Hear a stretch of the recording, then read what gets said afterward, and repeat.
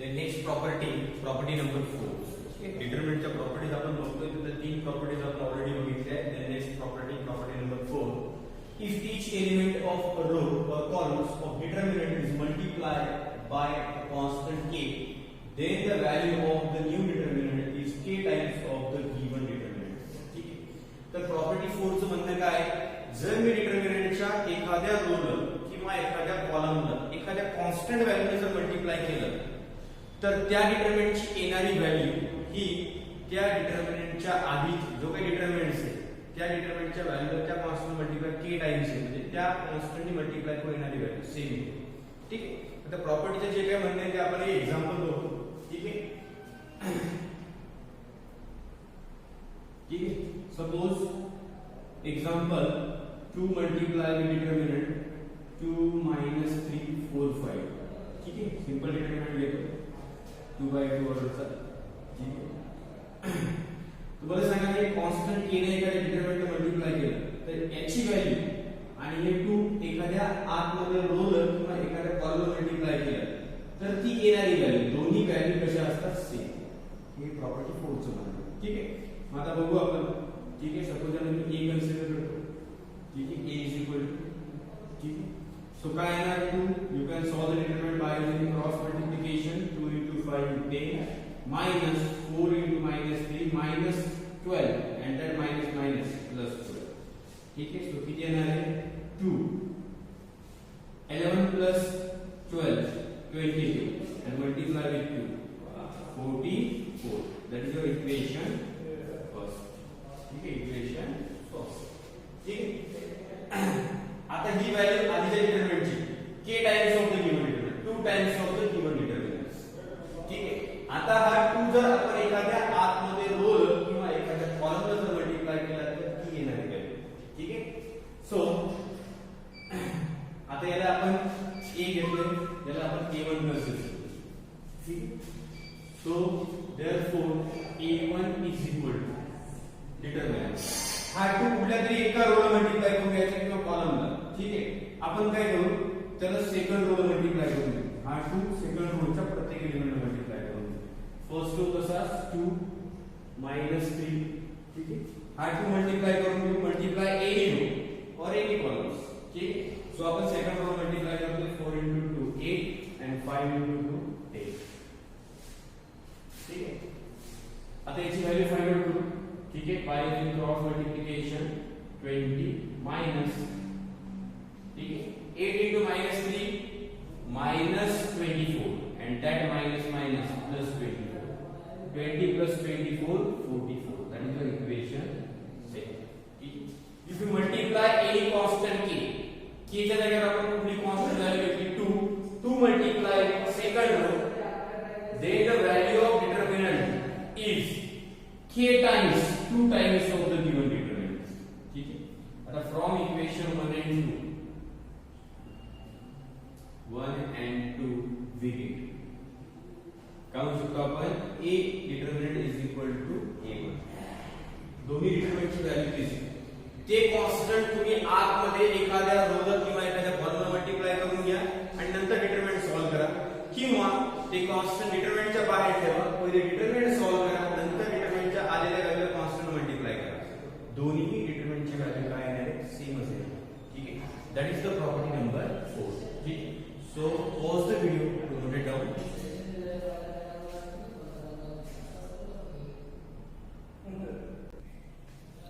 The next property number 5. If element of any row or column is 0.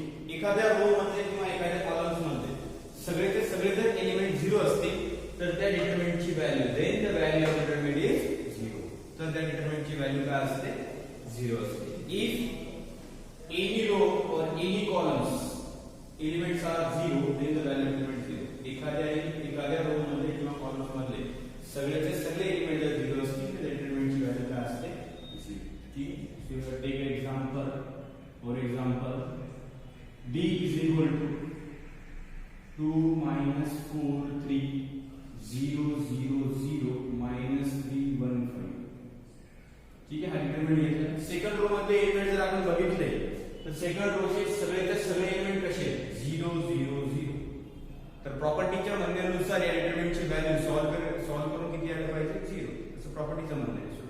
आपण डिटरमिनंटची value solve करून 0 येते. कुठल्याही determinant मध्ये जर एखाद्या रो मधले सगळे एलिमेंट सेकंड रो मधले 3 एलिमेंट 0 आहे तर डिटरमिनंटची व्हॅल्यू प्रॉपर्टीनुसार किती यायला पाहिजे 0.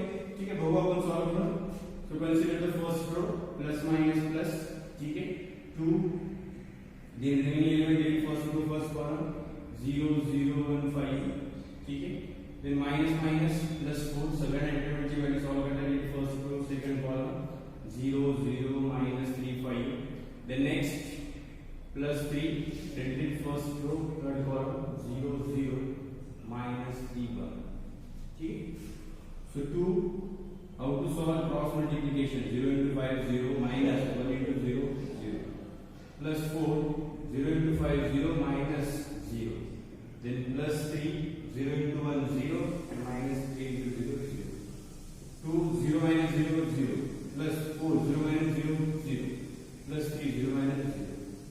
So 0 into any value 0, 4 into 0 0, 3 into 0 0, 0 plus 0 plus 0. So what is the value of determinant is 0. Hence property number 5 is true.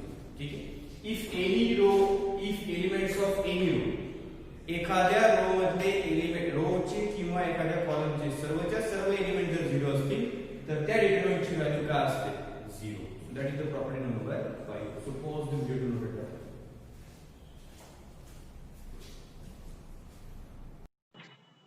Then the next property, property number 6, if each element of row or column is expressed as sum of two numbers, then the determinant can be expressed as sum of two determinants. ठीक है, तर property 6 चं म्हणणं काय आहे की जर एखाद्या रो मध्ये किंवा एखाद्या कॉलम मध्ये दोन नंबरची ऍडिशन, ठीक आहे, तर त्याच डिटरमिनंटला तुम्ही दोन डिटरमिनंटच्या ऍडिशन मध्ये लिहू शकता.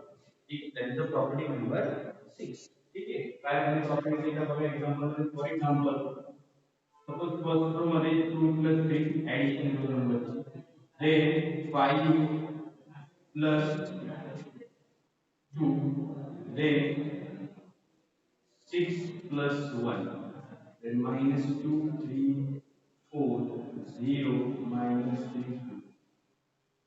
ठीक है, so if each element of row or column is expressed as the sum of two numbers. इकडे फर्स्ट रो मध्ये दोन नंबरची काय addition 2 plus 3 5 plus 2 6 plus 1. So then the determinant can be expressed as, तर या डिटरमिनंटला आपण या पद्धतीने एक्सप्रेस करू शकतो. काय can be expressed as sum of two determinants. दोन डिटरमिनंटच्या ऍडिशन मध्ये त्याला लिहू शकतो. ठीक आहे, कसं इकडे लक्ष द्या. दोन नंबरच्या दोन डिटरमिनंटच्या ऍडिशन मध्ये फर्स्ट डिटरमिनंट प्लस सेकंड. ठीक आहे, आता ज्या रो मध्ये ऍडिशन आहे फर्स्ट रो मध्ये दोन नंबरची ऍडिशन. ठीक आहे, सगळ्यात पहिले सेकंड रो आणि थर्ड रो मध्ये दोन नंबरची ऍडिशन आहे का नाही. So it can be write as same as -2 3 4 0 -3 2. ठीक आहे, त्याच पद्धतीने इकडे सुद्धा सेकंड मध्ये केले आपण -2 3 4 then 0 -3. then फर्स्ट रो मध्ये काय आहे फर्स्ट रो मध्ये दोन नंबरची ऍडिशन आहे, त्या दोन नंबरची ऍडिशन मध्ये फर्स्ट रो मध्ये पहिल्या डिटरमिनंट पहिले एलिमेंट घ्यायचे 2 5 6. हे प्लस 4 चे एलिमेंट पहिल्या डिटरमिनंट 2 5 6 आणि प्लसच्या नंतर 3 2 1 हे प्लस नंतर डिटरमिनंट मध्ये 3 2 1. that is the property number 6. कळालं का काय if each element of row or column is expressed as the sum of two numbers. दोन नंबरची काय आहे ऍडिशन 2 plus 3 5 plus 2 6 plus 1 एखाद्या रो मध्ये. then the determinant या determinant का लिहू शकतो आपण can be expressed as addition of two determinants. so first row मध्ये ऍडिशन आहे, फर्स्ट रो मध्ये पहिले एलिमेंट जे काही दोन डिटरमिनंटच्या ऍडिशन मध्ये लिहितोय त्याचा फक्त फर्स्ट रो मध्ये ऍडिशन आहे दोन नंबरची, म्हणून फर्स्ट रो मध्ये सेकंड रो आणि थर्ड रो दोन्हीच्या डिटरमिनंटचा सेम. पहिल्या डिटरमिनंट मध्ये प्लसच्या आधीचे एलिमेंट आणि दुसऱ्या डिटरमिनंट मध्ये प्लसच्या. So that is the property number 6. कुठल्याही रो मध्ये दोन नंबरची ऍडिशन असेल तर आपण त्याला दोन डिटरमिनंटच्या ऍडिशन मध्ये लिहू. That is property number 6. All the value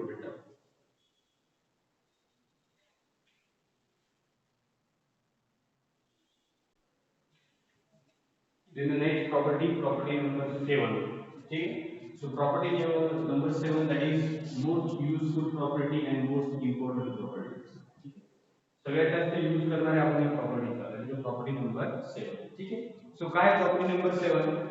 If a constant multiply of all elements of any row, ठीक आहे, एखाद्या कॉन्स्टंटनी एखाद्या रोच्या सर्व एलिमेंट मल्टिप्लाय किंवा कॉलमची इज ऍडेड किंवा सबट्रॅक्ट, मी एखाद्या ऍड केलं किंवा सबट्रॅक्ट केलं to the corresponding elements of any other row, ही जी काय मल्टिप्लाय होणारी व्हॅल्यू ही त्याच्या करस्पॉन्डिंग एलिमेंट्स मध्ये दुसऱ्या रो मध्ये किंवा कॉलम मध्ये काय केली, ऍड केली किंवा सबट्रॅक्ट केली of any of the row, then काय होणार डिटरमिनंट मध्ये, then the value of determinant does not change. एखादी कॉन्स्टंट व्हॅल्यू मी एखाद्या रो मधल्या सगळी एलिमेंट आणि ती येणारी व्हॅल्यू मी एखाद्या दुसऱ्या रो मधल्या एलिमेंट त्या करस्पॉन्डिंग पहिला एलिमेंट पहिल्या दुसरा दुसऱ्या तिसरा तिसऱ्या ऍड केली किंवा सबट्रॅक्ट केली तर डिटरमिनंटची व्हॅल्यू मध्ये काही फरक पडतोय का, नाही. The value of determinant does not change. ठीक आहे. डिटरमिनंटच्या व्हॅल्यू मध्ये कुठेही फरक नाही पडत जर या पद्धतीने तुम्ही चेंज करा. कुठल्याही कॉन्स्टंट मल्टिप्लाय करा, आलेली व्हॅल्यू दुसऱ्या रो मध्ये किंवा त्या कॉलम मध्ये ऍड केली किंवा सबट्रॅक्ट केली तर त्या डिटरमिनंटच्या व्हॅल्यू मध्ये कुठेही फरक पडत नाही. ठीक आहे. सो ही प्रॉपर्टी आपण चेंज करू. तो एग्जांपल वरून सो डिटरमिनंट डी घेऊ आपण. ठीक आहे. 2 minus 1 3 0 minus 2 4 minus 5 6 1. ठीक आहे. हा डिटरमिनंट घेतला. ठीक आहे. तो सगळ्यात पहिले डिटरमिनंटची व्हॅल्यू काढून घेऊया आणि नंतर प्रॉपर्टी नुसार आपण चेंज करू. ठीक आहे. सो काय ना, consider first row multiplying first row is करते. So 2, then remaining elements, first row, first column, minus 2, 4, 6, 1. Then next, minus minus, plus 1, we delete first row, second column, 0, 4, minus 5, 1. Then next, plus into plus, plus 3, delete first row, third column, 0, minus 2, minus 5, 6. ठीक है. Then solve to order determined by the cross multiplication. Minus 2 minus 6 into 4 24 plus 1, then cross multiplication 0 minus minus 20 minus minus plus 20 plus 3, then cross multiplication 0 minus minus 2 minus 5 ठीक. तो काय ना 2 minus 26 plus 1, then 0 plus 20 20 plus 3 minus 8. ठीक है. किती येणार आहे, determinant d is equal to किती येणार 2 minus 5. ठीक है. plus 20. ठीक है. and plus 3 into minus 8 minus. ठीक है. तो किती येणार d is equal to minus 82 plus 20 minus minus. ठीक है. so minus 82 plus 20 किती येणार minus 16. किती येणार minus 16. that is the value of determinant d. ठीक है. आता प्रॉपर्टीच्या म्हणण्यानुसार आपण चेंज करणार काय, if you multiply any constant to the any elements, म्हणजे एखाद्या कॉन्स्टंटनी मी एखाद्या रो मधल्या सगळ्या एलिमेंट मल्टिप्लाय केले आणि आलेली व्हॅल्यू मी एखाद्या दुसऱ्या रो करस्पॉन्डिंग रो मध्ये काय केली, ऍड केली किंवा सबट्रॅक्ट केली तर त्या डिटरमिनंटच्या व्हॅल्यू मध्ये कुठेही फरक नाही पडत. ठीक आहे. तो आपण काय करू लक्ष द्या, याच्यामध्ये change first row second row third row मध्ये चेंज करू. आपण काय करू, याला 2 ने मल्टिप्लाय करू. ठीक आहे. थर्ड रो हा रो 3 कुठल्याही कॉन्स्टंट मल्टिप्लाय करू शकतो. ठीक आहे. तो 3 ने मल्टिप्लाय करू. आता -5 into 3 किती होते -2. आता याला तुम्ही थर्ड रो मल्टिप्लाय केल्यावर थर्ड रो सोबत सेकंड रो किंवा फर्स्ट रो मध्ये तुम्ही याला ऍड करू शकता किंवा सबट्रॅक्ट करू शकता. प्रॉपर्टीचं म्हणणं ही आलेली व्हॅल्यू चेंज नाही करायची. आलेली व्हॅल्यू जी काही की ज्या रो मध्ये किंवा ज्या रो मध्ये तुम्ही ऍड करताय किंवा सबट्रॅक्ट करताय तो रो बदल. मग सपोज मी या R3 ला 3 मल्टिप्लाय करतोय 3 न, म्हणजे असं करावं लागेल. कसं लिहायचं नसतं गोष्ट चेंज कसं लिहायचं 3R3 आणि ही आलेली व्हॅल्यू मी ऍड करणार फर्स्ट रो मध्ये किंवा सेकंड रो मध्ये, कुठल्याही करू शकतो. ठीक आहे, फर्स्ट रो मध्ये किंवा सेकंड रो मध्ये. ठीक आहे, सो मी त्याला ऍड करतो प्लस कोणत्या रो मध्ये ऍड करायची, सेकंड. आता मला सांगा ही आलेली व्हॅल्यू सेकंड रो मध्ये ऍड करतो म्हणजे सेकंड रो मध्ये च्या एलिमेंट मध्ये काय होणार, चेंज. म्हणजे सेकंड रो बदलणार, या सेकंड रो मध्ये ऍड करतो सेकंड रो बदलणार म्हणून R2 चेंज या पद्धतीने सिम्बॉल. ठीक आहे, इंटरचेंज मध्ये सांगितलं डबल सिम्बॉल एकूण चेंज. R2 चेंज, R2 मध्ये चेंज होणार कशा पद्धतीने, R2 मध्ये आपण व्हॅल्यू ऍड करणार प्लस 3. ठीक आहे, यानुसार जर तुम्ही चेंज केला, ठीक आहे, 3 मल्टिप्लाय केलं तुम्ही 5 करू शकता, 6 करू शकता, 10, 1 लाख 2 लाख ते करायचं. फक्त आलेली व्हॅल्यू तुम्ही दुसऱ्या रो मध्ये फर्स्ट रो सेकंड रो मध्ये ऍड करू शकता किंवा सबट्रॅक्ट करू शकता. पण ज्या रो मध्ये मी ऍड करतोय सबट्रॅक्ट करतोय त्या रोचे एलिमेंट बदलणे म्हणून त्याला असं लिहावं लागेल R2 मध्ये चेंज सिम्बॉल या पद्धतीने काय R2 मध्ये प्लस 3R. ठीक आहे, मग मला सांगा ज्या रो मध्ये मी आलेली व्हॅल्यू ऍड करतोय सबट्रॅक्ट करतोय तोच रो बदलतोय, मी ज्या रो मल्टिप्लाय करतोय तो रो बदलणार का, नाही. ज्याच्यात ऍड करणार किंवा सबट्रॅक्ट करणार तो रो बदलणार. मग आपल्याला डिटरमिनंट गिवन किंवा आपण चेंज करून येणार. ठीक आहे, सेकंड रो मध्ये ऍड करतो सेकंड रो बदलणार आहे, थर्ड रो आणि फोर्थ थर्ड रो मल्टिप्लाय करून बदलणार आहे, आलेली व्हॅल्यू जर ऍड करतो सबट्रॅक्ट करतो तो बदलणार. थर्ड रो आणि फर्स्ट रो जसं 2 minus 1 3 आणि थर्ड रो minus 5 6 1. ठीक आहे, कसा चेंज करणार, R3 च्या एलिमेंटला 3 मल्टिप्लाय करायचं 3 याला 3 मल्टिप्लाय -5 into 3 -50. हा पहिला एलिमेंट आहे, तर हा R1 किंवा R2 जर तुम्ही ऍड करताय तर पहिले जर करावं -5 आणि 0 एकमेकांची काय झाली करस्पॉन्डिंग. दुसरा दुसरा तिसरा तिसरा it is called as corresponding element. याला म्हणतात करस्पॉन्डिंग एलिमेंट. याला मल्टिप्लाय करून आलेली व्हॅल्यू पहिले जर ऍड करावी, दुसऱ्याला मल्टिप्लाय करून येणारी व्हॅल्यू दुसऱ्याच करावी लागेल, तिसऱ्याला मल्टिप्लाय करून येणारी व्हॅल्यू तिसऱ्याच ऍड करावी. ठीक आहे, it is called as corresponding element. ज्याला मल्टिप्लाय करतोय ती व्हॅल्यू बदलणार नाही, त्याच्यापासून आलेली व्हॅल्यू ती तुम्हाला ऍड किंवा सबट्रॅक्ट करायची. That is the property number 7. So -5 into 3 -15 आणि आलेली व्हॅल्यू 0 plus -15 इथं 0 plus -15 आलेली व्हॅल्यू इथे ऍड. 0 plus -15 किती येणार, -15 किती येणार, -15. ठीक आहे, then next 6 into 3 18 याच्यात काय करायची प्लस -2 आणि हे मल्टिप्लाय करून व्हॅल्यू किती आहे sin 3 काढा 18 प्लस करावं लागेल 18. तो -2 प्लस 18 किती येतात प्लस 16. या पद्धतीने ते करावं. ठीक आहे, 1 into 3 3 आणि ही व्हॅल्यू ऍड पहिला 4 आहे आणि याला मल्टिप्लाय करून आणि व्हॅल्यू किती आहे 1 into 3 3. याच्यात काय करायचं प्लस करून 4 आणि ही व्हॅल्यू 3 4 plus 3 किती येणार 7. ठीक, आता बघा डिटरमिनंट डी मधल्या आणि डी1 मध्ये चेंज आहे सेकंड रो ची एलिमेंट वेगळे.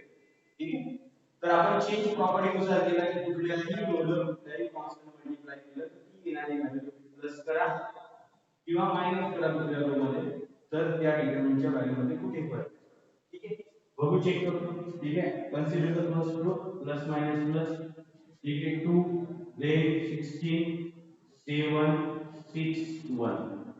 ठीक है, then minus minus plus 1, then delete first to second column -15 7 -5 1. ठीक है, then plus 3 delete first row third column -15 16 -5 6.